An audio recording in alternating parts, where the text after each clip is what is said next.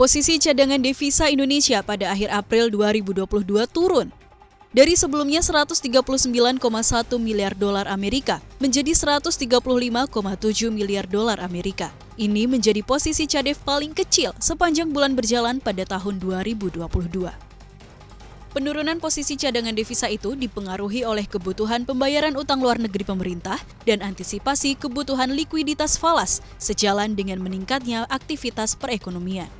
Posisi cadangan devisa tersebut setara dengan pembiayaan 6,9 bulan impor atau 6,7 bulan impor dan pembayaran utang luar negeri pemerintah, serta berada di atas standar kecukupan internasional sekitar 3 bulan impor. Bank Indonesia menilai cadangan devisa mampu mendukung ketahanan sektor eksternal serta menjaga stabilitas makroekonomi dan sistem keuangan. Bank Indonesia memandang cadangan devisa tetap memadai didukung oleh stabilitas dan prospek ekonomi yang terjaga seiring dengan berbagai respon kebijakan dalam mendorong pemulihan ekonomi.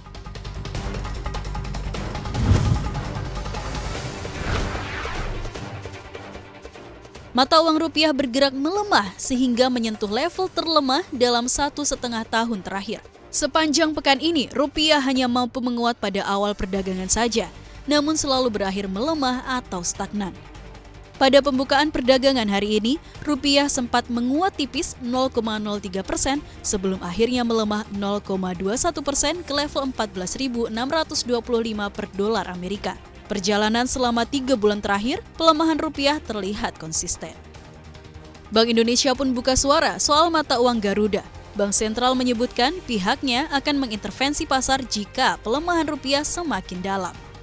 Kepala Departemen Kebijakan Ekonomi dan Moneter Bank Indonesia, Edi Susianto, menyatakan saat ini Bank Indonesia masih mengutamakan mekanisme pasar. Dia menilai ada keseimbangan supply dan demand falas yang terganggu, sehingga menimbulkan volatilitas. Pihaknya akan terus memonitor pasar tentang arah rupiah terhadap dolar Amerika. Edi beranggapan pasokan valuta asing dolar Amerika Serikat sejauh ini tercukupi, terutama dari eksportir, sehingga tidak ada kekhawatiran yang berlebihan, apalagi dibandingkan dengan banyak negara kawasan, pelemahan rupiah cenderung lebih kecil.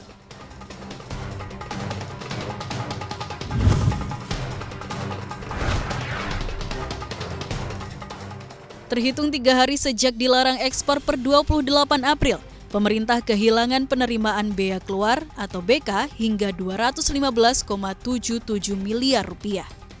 Berdasarkan data Direktorat Jenderal Bea dan Cukai Kementerian Keuangan, penerimaan bea keluar pada April 2022 tercatat 3,75 triliun rupiah atau turun 2,15% dibandingkan perolehan di Maret 2022. Turunnya penerimaan BK disebabkan merosotnya sumbangan CPO dan produk turunannya. Perolehan bea keluar dari CPO dan produk turunnya di April mencapai 2,9 triliun atau turun 6,9% dibandingkan pada Maret 2022. Secara nominal, pos ini berkurang 215,77 miliar rupiah. Kendati turun, CPO dan produk turunannya masih menjadi penyumbang terbesar penerimaan bea keluar pada periode April. Dengan penerimaan mencapai 2,9 triliun rupiah pada April, komoditas CPO dan turunannya menyumbang 77% dari total penerimaan bea keluar pada bulan April.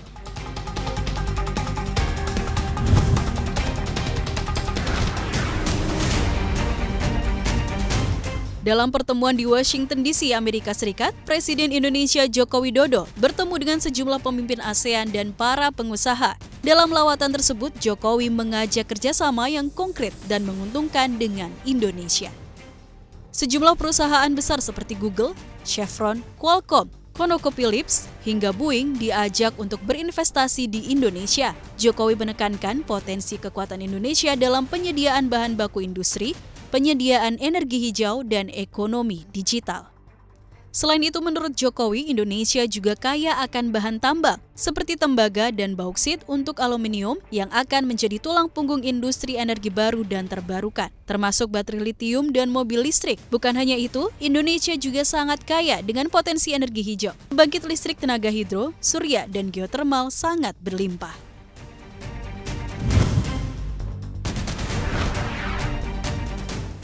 Gelombang gagal bayar di sektor properti Cina semakin bertambah.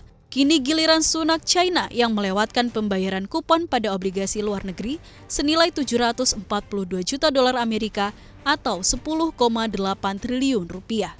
Perusahaan juga menyatakan tidak mengharapkan pembayaran jatuh tempo pada obligasi lain.